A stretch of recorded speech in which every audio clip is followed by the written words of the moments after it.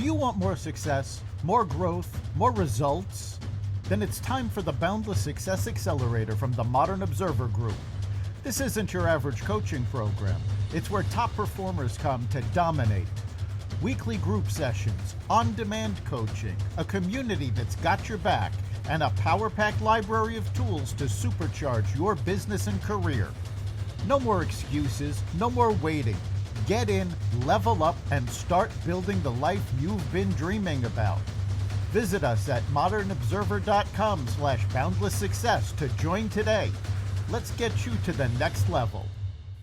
We're here because the news is being distorted. We're here because people are being inundated with misinformation on social media. We're here because people are being judged guilty until proven innocent.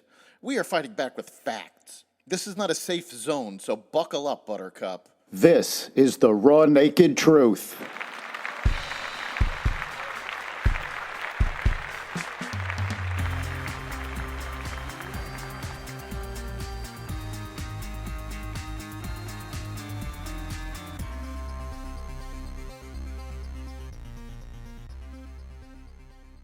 Talks resume for peace in Ukraine.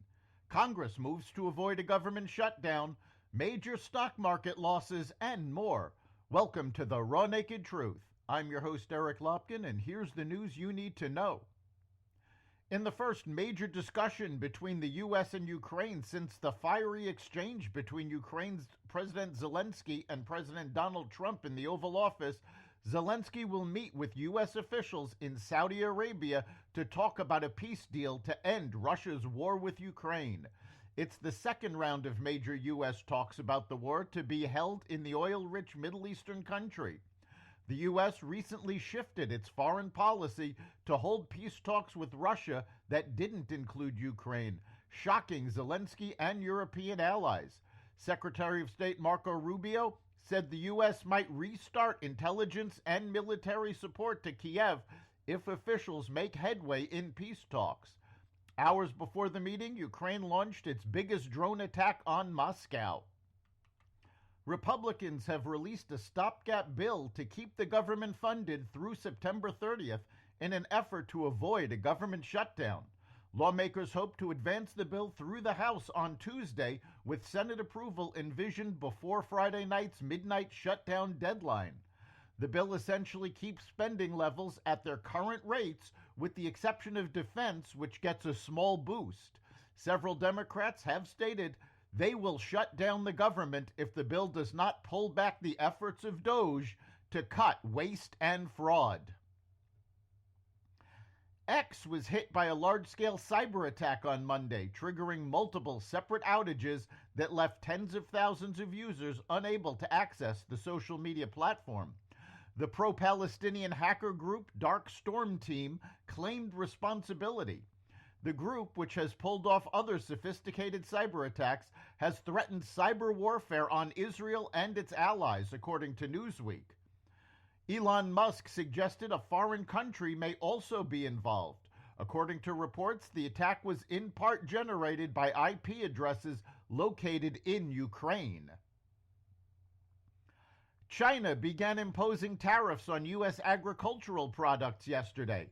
The move to slap an import tax on U.S. farm products, whose largest overseas market is China, comes after President Trump raised tariffs on Chinese imports to the U.S. twice.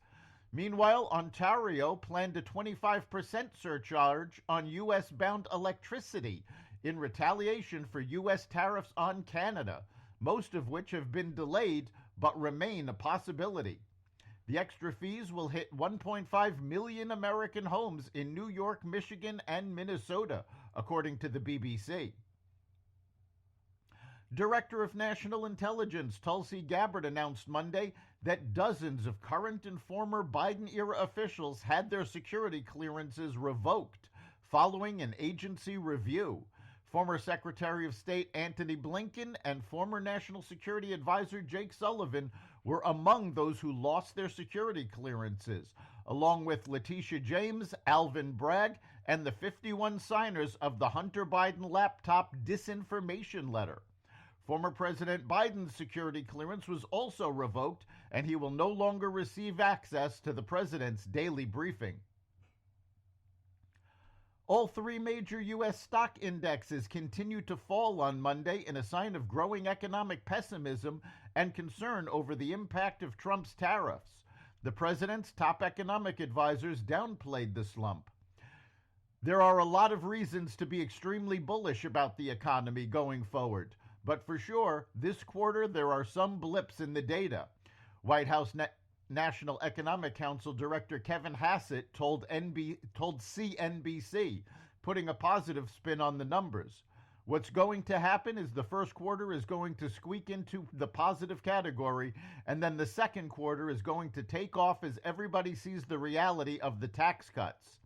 The key factor in a potential recession is that American consumers have been relying on credit cards to keep spending levels up. Consumers are now reaching the limits of their credit and cannot continue the spending pace. The Dalai Lama's successor will be born outside of China, the spiritual leader of Tibetan Buddhism says in a new book, raising the stakes in a dispute with Beijing over control of the Himalayan region he fled more than 6 decades ago. Tibetans worldwide want the institution of the Dalai Lama to continue after the 89-year-old's death, he writes in Voice for the Voiceless, which was reviewed by Reuters and is being released on Tuesday. He had previously said the line of spiritual leaders might end with him. His book marks the first time the Dalai Lama has specified that his successor would be born in the free world, which he describes as outside China. He has previously said only that he could reincarnate outside Tibet, possibly in India where he lives in exile. That's the Raw Naked Truth. You can catch every episode of the Raw Naked Truth Daily News Brief, as well as our sister podcast, Carnivore Radio, with news analysis and commentary, and the rest of the Xvadio Podcast Network at xvadio.com, the Apple Podcasts app, YouTube, Rumble, Spotify, iHeartRadio, Audible, Amazon Music, and other platforms that respect freedom of speech. We'll see you next time.